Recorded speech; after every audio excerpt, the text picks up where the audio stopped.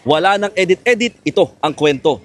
Dahil sa taas ng presyo ngayon ng mga produktong petrolyo, gaya ng gasolina, kanya-kanyang tipid na rin ang ginagawa at diskarte ng mga delivery rider or delivery service rider. Gaya na lamang ng isang nakita ko dito sa may Sampaloc, Maynila, kung saan itong si ate, ayan no, kita nyo, nagtutrolley na lang siya, no, habang dinadala yung mga laman niyang mga parcel dito sa may Sampaloc, Manila.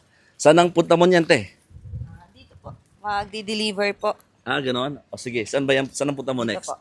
Ah, okay. Black na gate. Ah, ganon. Teka lang, ma-interview lang kita sandali. Sige po. Oo. Bakit mo ginagawa yan? Para po mas makatipid kami. Oo. Kasi sobrang taas na po ngayon ng gasolina eh. Oo.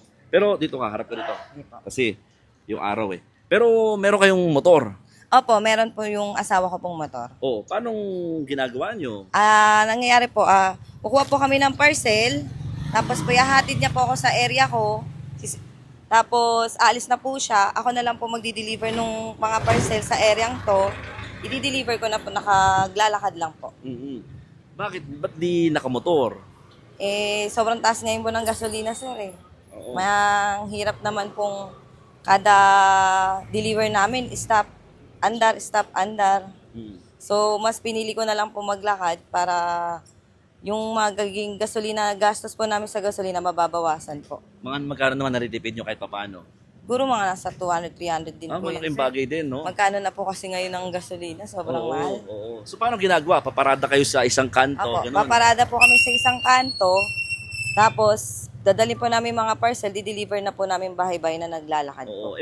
Mas convenient pa rin yung nakamotor kayo. Di Opo, ba? mas mabilis nga po yun eh. Wala po talaga eh. Kailangan po namin dumiskarte para mas makatipid po kami. Okay, ah. So, marami ka pang delivery. Opo. Oo. Pero talaga ano ka? Nagde-deliver ka talaga nito? Opo. Okay, ah. Sige. Anong pangalan mo, te? Cora po, Cora Legaspi po. O, sige, te. Sige, susundan na lang kita habang nagde-deliver ka.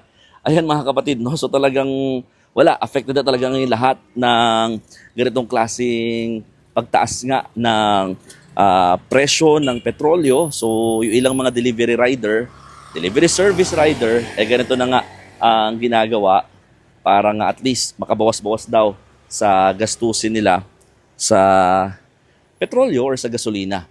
So, sina ate, yan, pagkahango lang nila ng parcel sa pinaka-hub, iipunin nila yan, tapos siya, nabitbit na siya sa sariling trolley para nga bawas nga naman sa konsumo kapag paandar-andar ka palagi kapag dala mo yung mga motorsiklo. So, kayo ba? Paano pa ba mga pagtitipid ang ginagawa ninyo sa taas nga ng presyo ng produktong petrolyo? O paano? Ako po si Mon Gualvez ng News 5 at yan ang aking istorya ngayong araw.